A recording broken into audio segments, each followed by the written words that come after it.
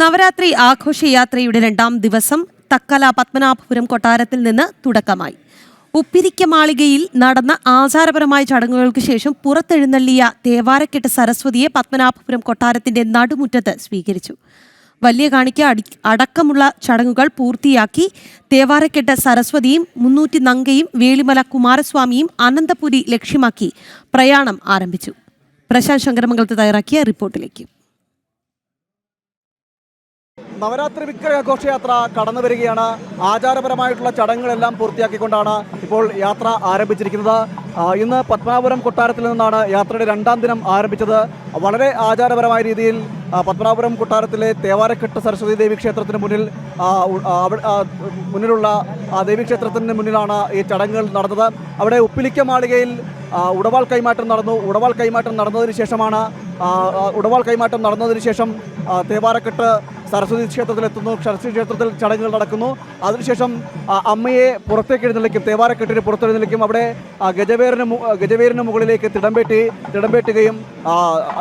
യാത്ര ആരംഭിക്കുന്നു. ആ യാത്ര വന്നെത്തുന്നത് പത്മനാഭപുരം കൊട്ടാരത്തിലേക്കാണ്. പത്മനാഭപുരം കൊട്ടാരത്തിൽ യാത്രയ്ക്ക് സ്വീകരണം നൽകുകയും ചെയ്യും.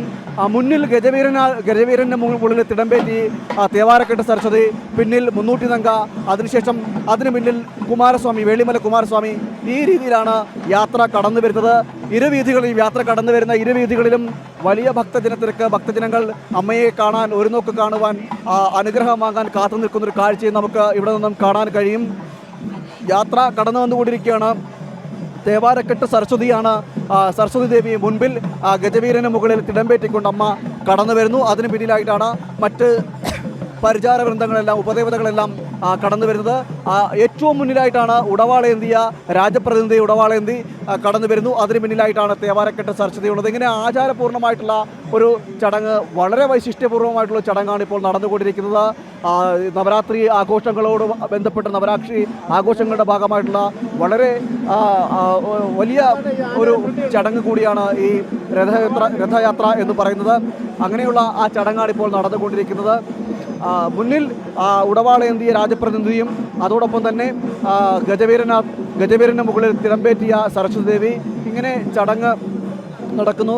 ഒട്ടേറെ ഭക്തർ പല സ്ഥലങ്ങളിൽ നിന്നും, വിവിധ സ്ഥലങ്ങളിൽ നിന്നടക്കം ക്ഷേത്രത്തിലേക്ക് ഈ ആനയിക്കുന്നത് കാണാൻ, ദേവിയുടെ എഴുന്നള്ളത്ത് കാണാൻ, പത്മനാഭസ്വാമി ക്ഷേത്രത്തിലേക്കുള്ള എഴുന്നള്ളത്ത് കാണുവാനായി ഈ തക്കലയിലും പത്മനാഭപുരം കൊട്ടാരത്തിൻ്റെ ഭാഗങ്ങളിലെല്ലാം തടിച്ചുകൂടുന്ന ഭക്തി നിർഭരമായിട്ട് നിൽക്കുന്നൊരു കാഴ്ച നമുക്കിവിടെ കാണാൻ കഴിയും. പണ്ട് രാജഭരണകാലത്ത് എങ്ങനെയായിരുന്നു ആചാരപരമായ രീതിയിൽ ചടങ്ങുകൾ നടത്തിരുന്നത്, ആ ആചാരപരമായിട്ടുള്ള ചടങ്ങുകൾ അതിന് ഒരു കോട്ടവും തട്ടാതെ ഇപ്പോഴും പിന്തുടരുന്നതും നമുക്കിവിടെ നിന്ന് കാണാൻ കഴിയും, അനുഭവിച്ചറിയാൻ കഴിയും. വളരെ വലിയ ചടങ്ങുകൾക്കാണ് സാക്ഷ്യം വഹിക്കുന്നത്. ഇക്കാലവും ആ പഴയ കാലത്തിൻ്റെ പഴമയുടെ ആ പഴമ ഒട്ടും തന്നെ ചോരാതെ ആഘോഷങ്ങൾ, ആചാരങ്ങൾ അത് നടത്തുന്നതും അതോടൊപ്പം തന്നെ ഭക്തർ അതിനൊപ്പം നിൽക്കുന്നതും നമുക്കിവിടെ കാണാൻ കഴിയും. മറ്റൊരു കാര്യം എന്ന് പറയുന്നത് തമിഴ്നാടിൻ്റെയും അതോടൊപ്പം തന്നെ കേരളത്തിൻ്റെയും ഒരു സംയുക്തമായിട്ടാണ് ഈ ചടങ്ങുകൾ നടക്കുന്നത്. അതുകൊണ്ട് തന്നെ തമിഴ്നാട് പോലീസും കേരള പോലീസും സുരക്ഷ ഒരുക്കുന്നതിൻ്റെ ഭാഗമായിട്ടുണ്ട്. പോലീസിൻ്റെ ഗാർഡ് ഓഫ് ഓണർ അടക്കം ഉണ്ടായിരുന്നു. പത്മനാഭപുരം കൊട്ടാരത്തിൽ രഥയാത്രയ്ക്ക് സ്വീകരണം നൽകുന്നു. അവിടെ വെച്ചാണ് പിടിപ്പണം നൽകുന്നത്. അതായത് ഈ യാത്രാ ചെലവിന് പണ്ടുകാലത്ത് പിടിപ്പണം നൽകുന്ന ഒരു ആചാരമുണ്ടായിരുന്നു. ആ ആചാരം കൂടി പിന്തുടർന്നുകൊണ്ട് തന്നെ ആ പിടിപ്പണം ചടങ്ങ് അടക്കം രാജകൊട്ടാരത്തിൽ നടക്കുകയും ചെയ്തു. അതിനുശേഷമാണ് യാത്ര തുടർന്നുകൊണ്ടേയിരിക്കുന്നത്.